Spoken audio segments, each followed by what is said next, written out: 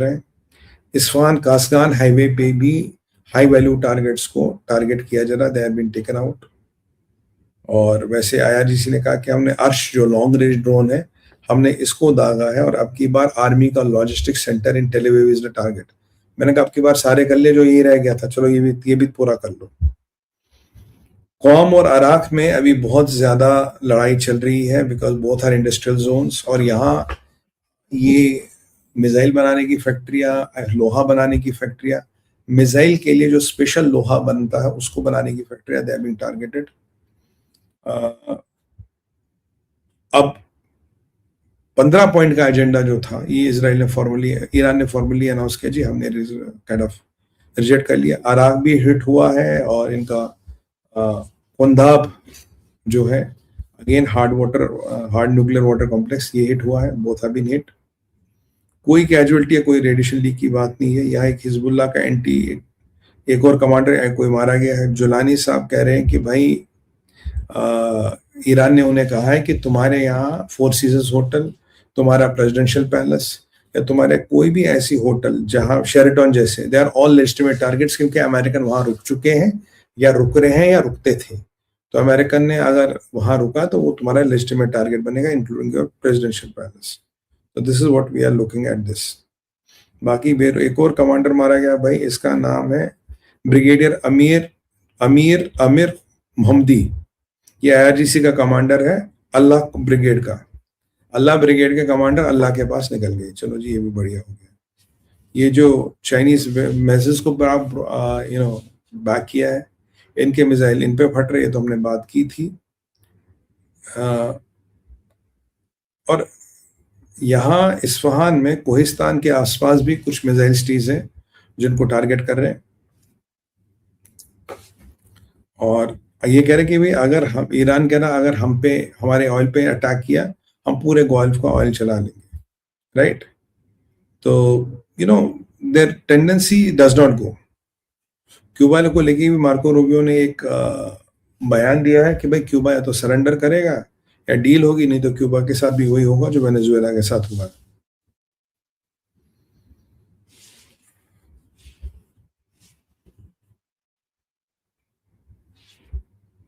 अब रूबियो से पूछा गया, यार ये जो ईरान के लोग कह रहे हैं कि अमेरिका ने जेनोसाइड किया, उसके बारे में आपको क्या कहना है? कह रहा जिसने अपने हजारों लोग मारे वो मुझे जेनोसाइड की क्या बातें करेगा। और रशिया जी ईरान की मदद कर रहा, मार्को रूबियो ने कहा ऐसी कोई चीज रशिया नहीं कर रहा जिससे ऑपरेशन को खतरा हो सकता है, ऑपरेशन को कोई दिक्कत हो सकती है, राइट। G7 बोला 2 से 4 हफ्ते में लड़ाई खत्म हो जाएगी। हिजबुल्लाह अटैक कर रहा है,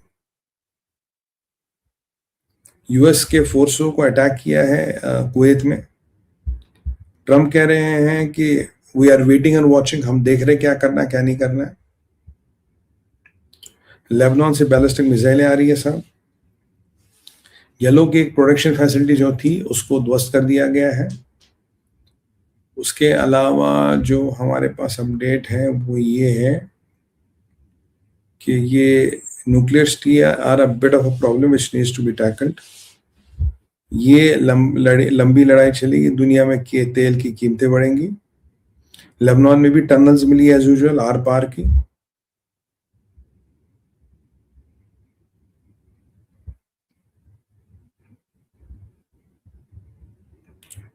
इसराइल कट्स का मैंने आपको बता ही दिया था, वो कह रहा है we are increasing the operation, हम अपना ऑपरेशन बढ़ा रहे हैं, हम इसको घटाएंगे नहीं।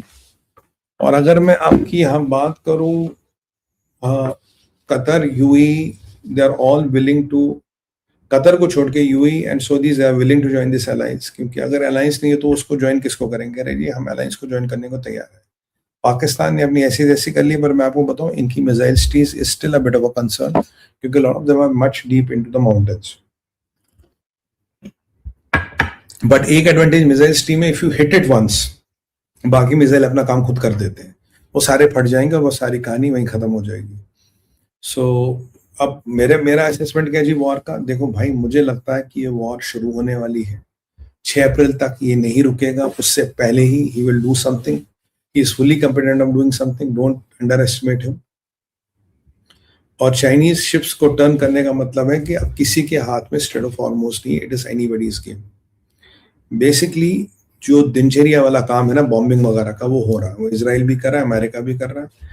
इसराइल ने ऑलरेडी कुछ डेट दी कि beyond will move beyond military targets. अब ये ट्रेडिशनल मिलिट्री टारगेट्स नहीं है, they are moving to non traditional military targets, पर 10 या 15 अप्रैल के बाद they will move to even non military targets. Non military targets, और रेजिम वाले लोग को पहले बोला गया था भाई अगर तुमने इस रेजिम को सपोर्ट किया या रेवोल्यूशन को रोकने की कोशिश की, will eliminate you with your families, which is not very good, but वो एलिमिनेशंस कहीं ना कहीं चालू हो गई हैं, उस पर भी काम चल रहा है। सो ओवरऑल अगर आप देखेंगे तो चीजें एस्केलेट हो रही हैं, एक बड़े युद्ध की तैयारी हो रही है। पॉलिटिकल ऑप्शंस कुछ 20-30% पे, ज्यादा नहीं उनको वेटेज दूंगा। I don't know how far they will last. और अब भी अमेरिका ने अपना हुकुम का क्या बताया नहीं, वो किससे बात करे, that is something which will come in due course of time. Speculation के लिए कुछ भी कीजिए, पर स्पेकुलेशन करने का फायदा है नहीं। तो मतलब चीजें जो है वो कहीं ना कहीं बढ़ती नजर आ रही है।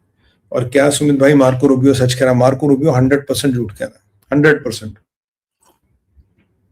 इन सबको पता ही लंबी लड़ाई है, they know it is not going to be easy war.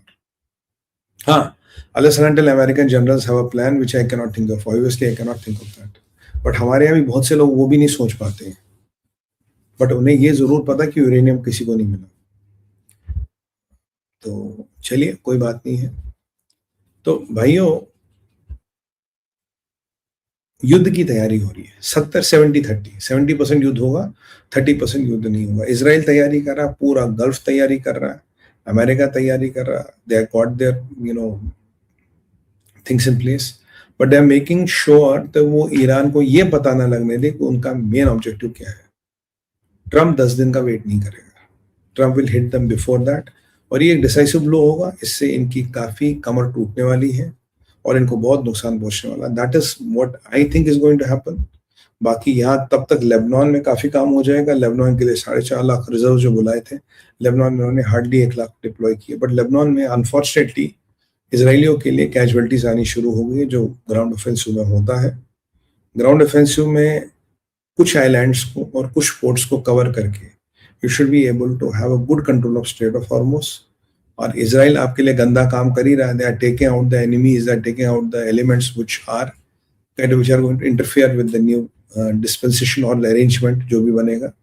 Israel will keep on doing that, और इसराइल यहाँ पावर, बैलेंस ऑफ पावर को बना के रखेगा। नई कोई रेजीम, कोई पपेट रेजीम आएगी, वो कुछ दिन चलेगी, काम चलाती रहेगी, तेल का कंट्रोल अमेरिका के पास रहेगा, इसराइल की निगरानी में रहेगा और कहानी चलती रहेगी। तो this is what I have to talk. मैंने आपके सामने सारे जो बड़े अपडेट्स थे, all the major updates what have happened during the day. Let me check once if I miss something. I don't think I have missed anything, but मैं एक बार अपने नोट्स